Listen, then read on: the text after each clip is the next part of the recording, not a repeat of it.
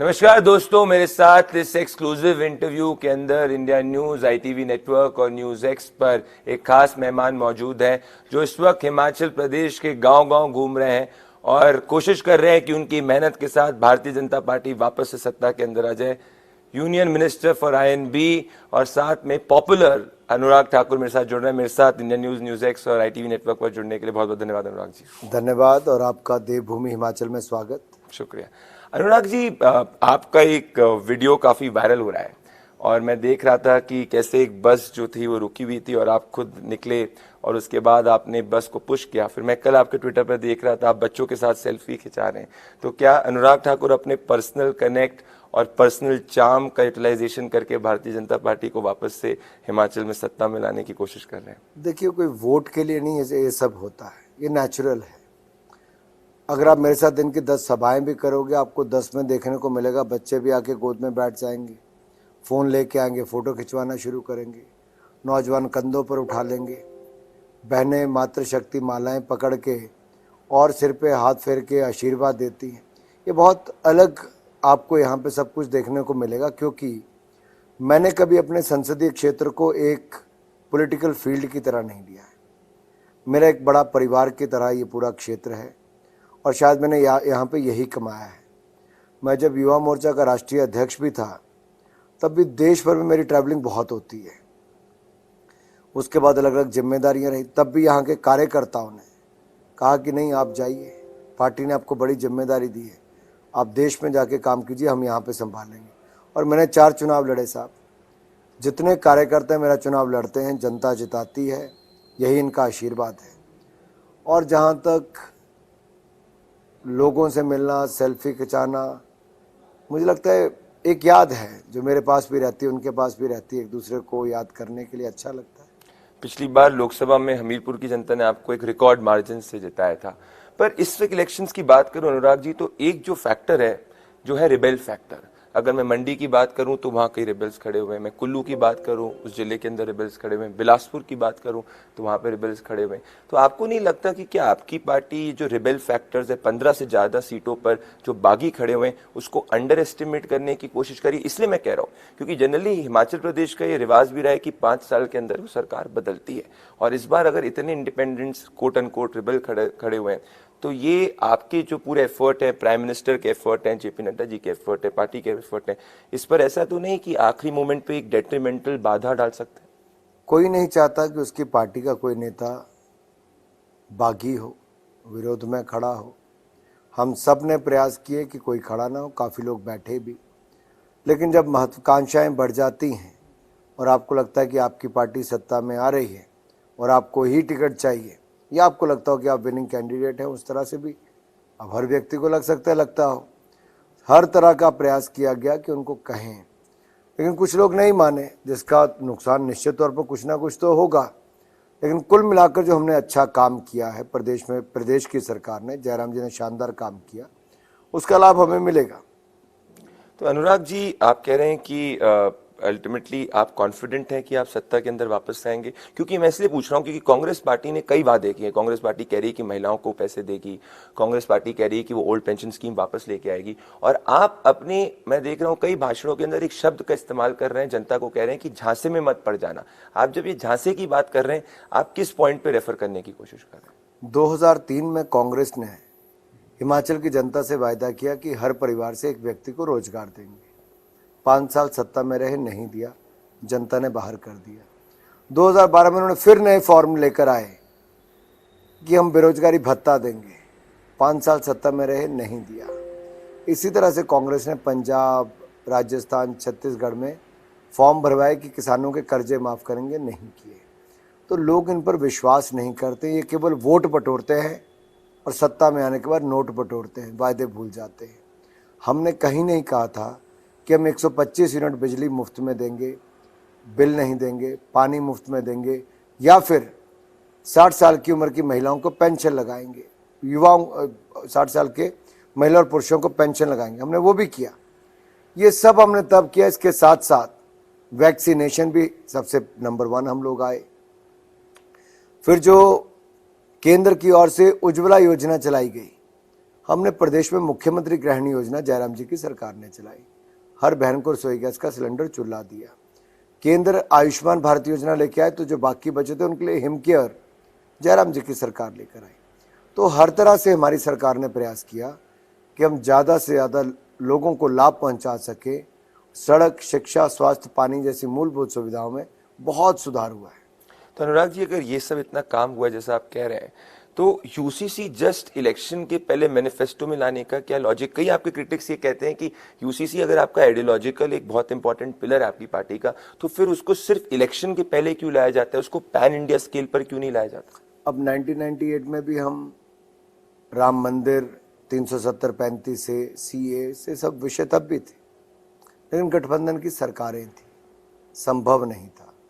2014 में भी हम आए, प्राथमिकता में था, लेकिन राज्यसभा में हमारे पास नंबर्स नहीं थे।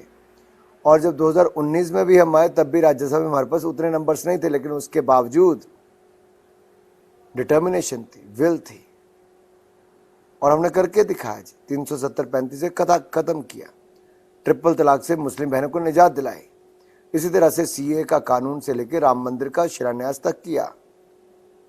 तो ऐसा नहीं कि हम एकदम से, हम कब से, 1956 से हम जम्मू कश्मीर के विषय को लेकर चल रहे हैं। मुरली मनोहर जोशी जी ने 90 के दशक में यात्रा की, मैंने युवा मोर्चा के अध्यक्ष के नाते 2011 में यात्रा की, कलकत्ता से कश्मीर तक। मुझे तिरंगा झंडा नहीं फहराने दिया, जम्मू कश्मीर की जेल में डाल दिया गया, लाखों युवा सड़क पे छोड़ दिए गए, गिरफ्तार कर लिए गए। तो इसी देश में हुआ जी। लेकिन 8 साल के बाद जब हम सत्ता में आए, हमने 370-35 से मुक्ति दिला दी। तो UCC is nothing to do with election, से आपका आइडियोलॉजिकल इशू है, आप ये कह रहे हैं कंप्लीट? बिल्कुल, इसका इलेक्शन से कोई लेना देना नहीं। अनुराग जी, आप क्या कांग्रेस को हिमाचल में अंडर एस्टिमेट नहीं करें? मैं इसलिए कहना चाहता हूं 2 कारणों से। पहली चीज कि इस वक्त कांग्रेस की स्ट्रैटेजी अगर मैं एज ए सिफोलॉजिस्ट देखूं तो काफी डिफरेंट है। राहुल गांधी को एक भी बार कैंपेन के अंदर हिमाचल में नहीं उतारा है। प्रियंका गांधी 1-2 बार सभा में, जहां पे भी ज्यादा भीड़ देखने को नहीं मिली है। वो एक लोकलाइज्ड इलेक्शन लड़ने की कोशिश कर रहे हैं हर सीट में। अगर मैं उनके बैनर्स को भी देखूं तो उसमें जो कैंडिडेट का जो चेहरा होता है वो ज्यादा बड़ा होता है, कांग्रेस पार्टी का सिंबल होता है, फिर जाके छोटे छोटे चेहरे सेंट्रल लीडर्स के होते हैं। तो ऐसा तो नहीं कि ये कैंडिडेट लेवल इलेक्शन बन जाएगा जिसमें जो आप काम गिना रहे हैं वो सेकेंडरी हो जाएंगे और फिर उसमें आपको नुकसान हो सकता है। इसलिए भी क्योंकि हिमाचल के अंदर आपने भी देखा है कि जो सीट्स की मार्जिन होती है वो काफी नैरो होती है। आपकी असेसमेंट ठीक है, कांग्रेस की स्ट्रेटजी वही है। तो केंद्रीय नेताओं की कोई क्रेडिबिलिटी नहीं है और स्थानीय मुद्दे पर, स्थानीय चेहरे पर खेल रहे हैं। आप ठीक है। तो आपको लगता है कि कांग्रेस खुद मान रही है कि राहुल गांधी की कोई क्रेडिबिलिटी नहीं है, इसीलिए आ ही नहीं रहे? आपने एक और काफी बड़ा अटैक कुछ समय पहले किया था। आपने आपका थोड़ा राष्ट्रीय परिप्रेक्ष्य में आपका ध्यान केंद्रित करना चाहता हूं। आपने मनीष सिसोदिया को एक कहा था मोनीश करके, जो काफी वायरल भी हुआ था। अब हम देख रहे हैं कि आम आदमी पार्टी के संदर्भ के अंदर सुकेश चंद्रशेखर जो एक महाठग है वो एक के बाद एक लेटर्स रिलीज कर रहे हैं। अब जब आम आदमी पार्टी से इस पर सवाल पूछा गया तो कह रही है कि भारतीय जनता पार्टी को गुजरात और हिमाचल चुनाव जीतने के लिए एक महाठग का इस्तेमाल करना पड़ रहा है। आप कैसे देखते हैं इसको? अरे, जिसने महाठग को भी ठग लिया हो वो अरविंद केजरीवाल जी, इन्होंने दुनिया के साथ, क्योंकि जिस व्यक्ति का आपने नाम लिया है वो जेल में बंद है और जेल में सारी सुख सुविधाएं पाने के लिए अरविंद केजरीवाल जी फोन पे बात करते हैं और अपने पत्र में लिख के बोल रहे हैं, चिट्ठी में लिख के बोल रहे हैं। कैसे जो एक और जेल में इनका मंत्री है, स्वास्थ्य मंत्री, वो कैसे नेटवर्क करता था, ये तो उसको भी क्लीन चिट देते थे अरविंद केजरीवाल जी। तो अब सारी परतें खुल रही हैं। पंजाब के इनके स्वास्थ्य मंत्री को 2 महीने में इस्तीफा देना पड़ा भ्रष्टाचार के चलते। दिल्ली के शिक्षा मंत्री मनीष सिसोदिया शराब घोटाले में घिरे हुए बुरी तरह से, मुख्य आरोपी हैं, लेकिन किंग पिन अरविंद केजरीवाल है।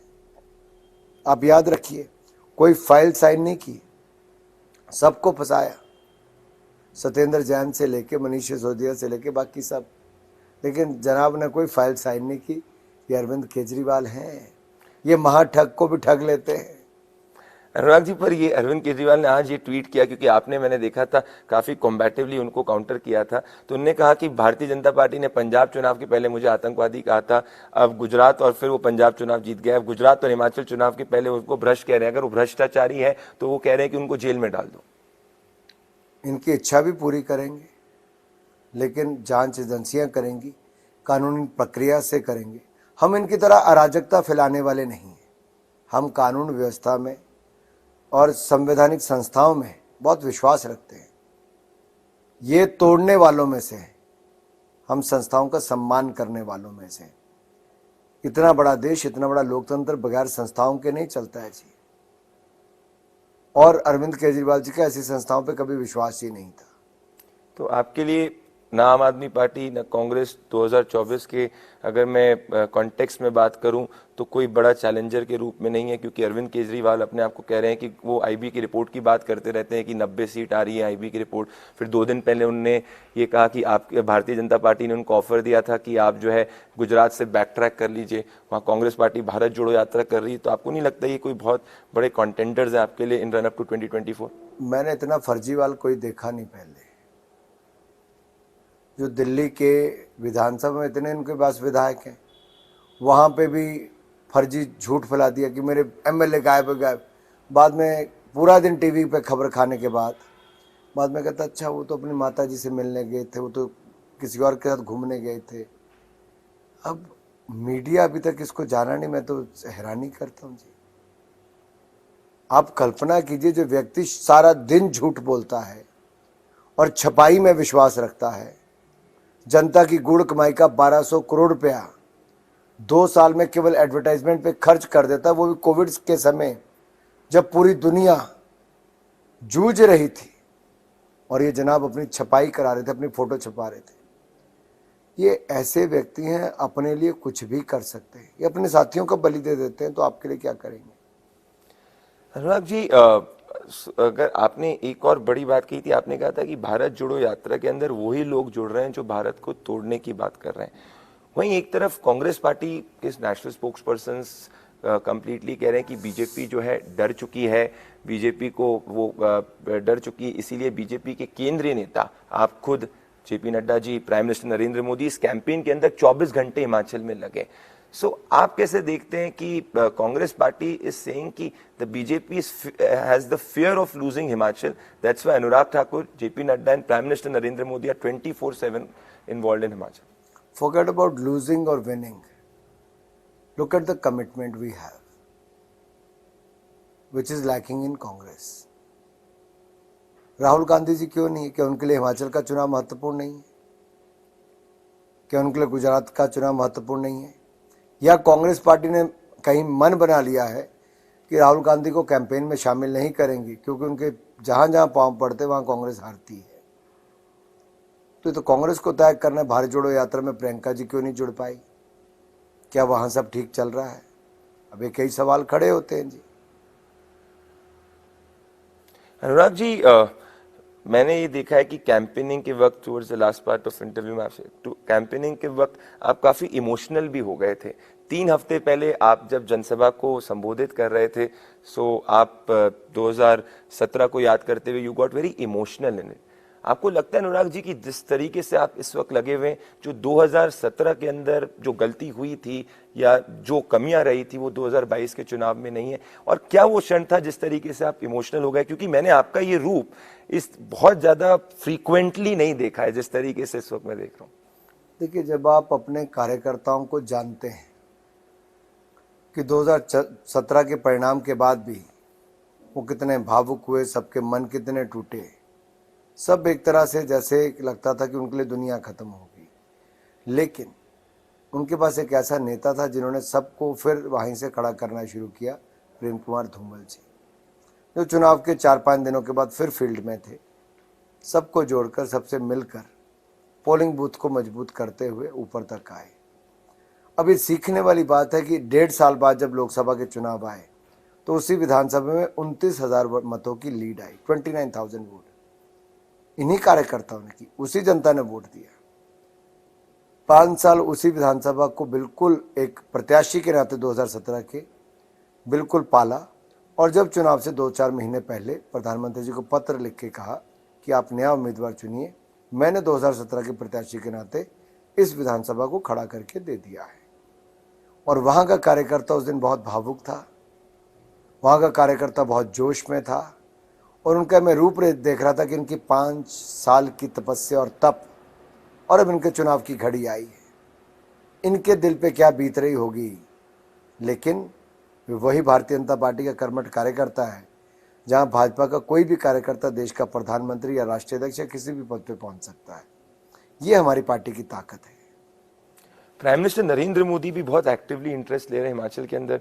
During the course of campaigning क्या प्राइम मिनिस्टर की आपसे बातचीत कुछ हुई जो आप शेयर करना चाहते हैं? प्राइम मिनिस्टर किस तरीके से दिख रहे हैं? क्योंकि मुझे याद है कि पिछली जो जनसभा थी, प्राइम मिनिस्टर ने काफी वो क्षण याद किए थे कि कैसे जब वो हिमाचल के अंदर समय बिताते थे, कौन उनको जानता था, कहाँ वो रहते थे। So is this election has now become about Prime Minister Narendra Modi, Anurag Thakur, JP Nadda, and you've taken it on your own sleeves, which I did not see in the last earlier elections, if I compare this election. प्रधानमंत्री मोदी जी का बहुत लगाव है हिमाचल प्रदेश से। 1994 से लेकर 2001 तक वो हिमाचल के प्रभारी रहे, बहुत समय बिताया, बहुत सारे लोगों को व्यक्तिगत रूप से जानते हैं। हिमाचल में बहुत बड़ा नेटवर्क भी उनका अभी भी है जो पुराने लोगों को जानते हैं।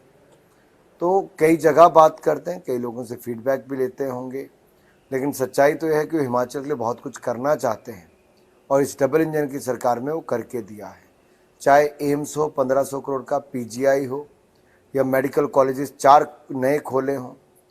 70 साल में 2 थे, 4 नए खोल दिए। रेलवे लाइन्स हो, चाहे ऊना तलवाड़ा रेलवे लाइन हो या भानुपुली बिलासपुर हो, उसका निर्माण कार्य तेजी से शुरू कराया, एक का पूरा करवाया। वंदे भारत एक्सप्रेस चलाई, triple IT, IIT, NIT, central university, IIM से लेके बाकी इंस्टीट्यूट्स दिए। अटल टनल बनाकर दी। 4 लेन 2 नहीं 3 दे दिए। अभी अपने आप में दिखाता है कि जो हमने 70 साल में जिस तरह के प्रोजेक्ट नहीं देखे वो सब हिमाचल प्रदेश में बन रहा है। तो कहीं ना कहीं जो मोदी जी का एहसान, मैं तो एहसान इसलिए कहता हूँ कि जितना दिया है, हमारी मांग जितनी थी उससे ज़्यादा मोदी जी ने दिया, मांगने की आवश्यकता नहीं पड़ी। फिर भी ये ओपीएस आपको नहीं लगता कुछ बाधा डाल सकता है इस पूरे? एक तरफ पूरी मूलभूत सुविधाएं हैं, एक तरफ पूरा काम है, डबल इंजन है। ओपीएस कहीं इसमें एक रोड़ा तो नहीं लगा सकता है? ओपीएस को काफी बड़े रूप से बाकी विपक्षी दल भी उठा रहे हैं और कहते हैं कि हिमाचल जो है एक गवर्नमेंट एम्प्लॉइज काफी संख्या के अंदर हिमाचल में। नहीं, निश्चित तौर पर हिमाचल में अधिकारी कर्मचारियों का बहुत बड़ा योगदान हिमाचल के विकास में भी है और हमने जो आज तक उपलब्धियां हासिल की, कोई भी सरकार हो, अधिकारी कर्मचारियों के सहयोग के साथ ही की है। लेकिन ये भी सच्चाई है कि ओपीएस वापस कांग्रेस ने किया। केंद्र में भी कांग्रेस थी, प्रदेश में भी कांग्रेस थी। ओपीएस बदल के NPS, new pension scheme, Congress लाई। अब न्यू पेंशन स्कीम कांग्रेस लाई, 10 साल कांग्रेस केंद्र में रही, प्रदेश में रही, लेकिन बदला नहीं। हमने तो उसी एनपीएस में 10% से बढ़ाकर 14% कर दिया था। 4% हमने बढ़ाया थी, कांग्रेस ने तो कुछ नहीं किया। मेरा आखिरी सवाल अनुराग जी आपसे, you are a passionate cricketer also, so आप स्कोर्स में विश्वास करते हैं और मैं नंबर्स में विश्वास करता हूँ जैसे फॉलोजिस्ट। आपका हिमाचल प्रदेश का भारतीय जनता पार्टी के लिए आंकड़ा क्या है जो आपको लगता है कि आपकी पार्टी इस वक्त छुएगी? मैं आंकड़ों में कभी भी नहीं जाता, मैं इतना ही कहूंगा, पहले से ज्यादा सीटें जीतेंगे और डबल इंजन की सरकार बनाएंगे। So you will cross the last जो आपके mark will. And also vote share? Vote share देखिए, पिछली बार अगर आप देखें तो कांग्रेस का लगभग 41% था और हमारा 46 पॉइंट कुछ था। तो मुझे लगता है इस बार भी हमारा अच्छा ही रहने वाला है, कोई कमी रहेगी नहीं। दोस्तों, मेरे साथ आपने सुना केंद्रीय मंत्री, एनबी मिनिस्टर और हिमाचल में completely very very popular Anurag Thakur ने हर उस सवाल का जवाब दिया जिसको आप पूछना चाहते थे। अब 12 तारीख को हिमाचल की जनता बताएगी कि कितना वो अनुराग जी और तमाम भारतीय जनता पार्टी के वादों के ऊपर विश्वास रखती है। मेरे साथ अनुराग जी, आप कंप्लीटली कैंडिडेट थे और इस इंटरव्यू के अंदर जुड़े, बहुत बहुत धन्यवाद। शुक्रिया। आपका धन्यवाद। शुक्रिया।